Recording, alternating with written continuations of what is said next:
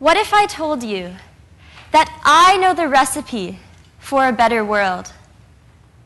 What if I told you that this one word, 14 letters and 6 syllables long, can eradicate poverty, establish world peace, and preserve nature? What if I told you that the answer is sustainability? Oftentimes, when we hear the word sustainability, we are blinded by the color green. We think about how planting trees and turning off the lights when we are not using them will make the world more sustainable. In thinking so, we are not wrong, but we are not right either. Sustainability is so much more than that. We sometimes fail to realize that sustainability can be associated with just about everything. And that is what makes it such a big idea. Now, big ideas are great. I do believe that.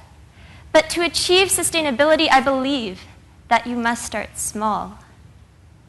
The word sustainability has 3 eyes in it for a reason. It is because sustainability begins with me, and with you, with oneself, and more particularly, with one's smile. Allow me to begin with a story.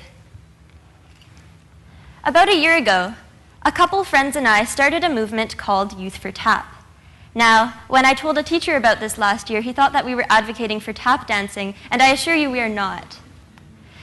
Youth for Tap aims towards encouraging people to drink tap water and to reduce the use of bottled water.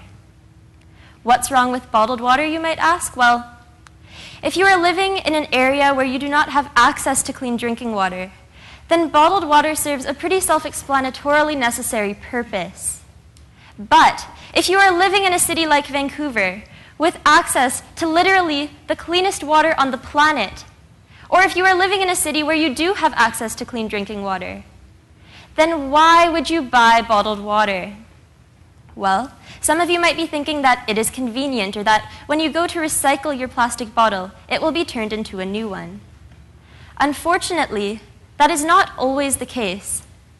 Sometimes, when you go to recycle your plastic bottle, it is actually downcycled. Other times, your plastic bottles end up in the landfills or incinerators, where they just end up contaminating our planet. On top of that, the energy and oil that goes into manufacturing the bottles takes a huge toll on our environment. Bottled water is also more expensive than tap water, and the fact that it is regulated less often at times means that it can potentially be bad for our health. When my friends Cynthia, Jennifer, and I discovered this, we decided to take action. At our school, students would always be drinking bottled water. Our school's water fountains were not the greatest. Because the water would not raise very high, you could barely fit your mouth underneath the faucet, let alone a reusable water bottle. So we couldn't blame them. These big vending machines in the hallways were not helping the situation either. Now, there's something funny about this picture. If I just zoom in on the right-hand side, somebody is going to need to explain to me why Aquafina needs 6 buttons to sell their bottled water. I mean, I understand marketing strategies and all, but this is just a little bit over the top. Anyways, when we saw this, we decided to approach our school district. And so we asked them, can we remove the bottled water from the vending machines? They said no. Not this year, not next year, and not even the year after that. It turns out that our school district signed a contract with the bottled water company stating that we had to continue selling and buying Aquafina until the year 2015. Usually, the story ends here, doesn't it? But the fact that this is just the beginning of my story is what made me realize that to be successful, you do not necessarily need anything except for a sustainable mindset. Now, I consider a sustainable mindset to be a positive one that is filled with creativity, undying determination, and optimism. Being optimistic is all about reacting to things in a certain way. Sir Isaac Newton's third law states that for every action, there is an equal and opposite reaction.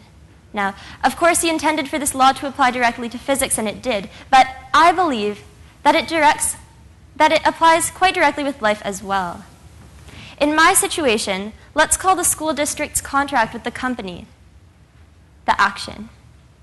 The average reaction would be negative, and we could have easily given up.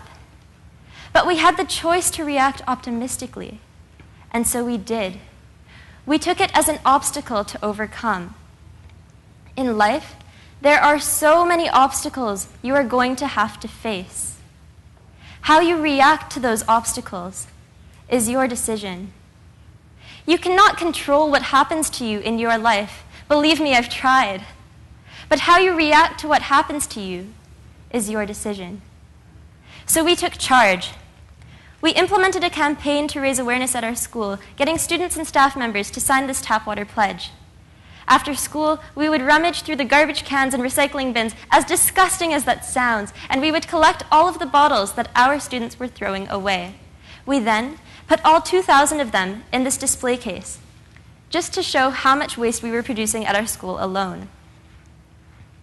We also made these environmentally friendly t-shirts and water bottles and sold them to further develop this awareness at our school. We continued to persevere and persevere and persevere until our passion caught the attention of our school district, and when it did, they installed these wonderful water bottle refill stations at our school, which at the top right-hand corner tell you how many plastic bottles you have saved. All you do is you put your water bottle underneath, and the water pours out automatically, quite literally without the push of a button. It tastes great as well, and to show this to our students and staff members, we held a bottled water versus tap water taste test, at which students got to taste the water, Dasani, Aquafina, and the tap water from our school. They tasted it blindly, and surely enough, tap water came out on top, and they found that it tasted the best. We could not have done any of this without our magnificent team at school, without our teachers, our staff members, our school district, our school board, and without the help of Metro Vancouver. But it all started with a vision. We wanted to make our region more sustainable, and so we committed ourselves to making our region more sustainable. But even before that, we committed ourselves to keeping smiles on our faces. Because sometimes your vision, no matter how strong, can become blurred by obstacles. And at the end of the day, it is not your skills or your talents which will help you get through it. It is your optimism, your happiness, your smile. To keep your smile shining brightly, surround yourself with things and people that make you happy. Mark Twain has said that you should keep away from people who try to belittle your ambitions.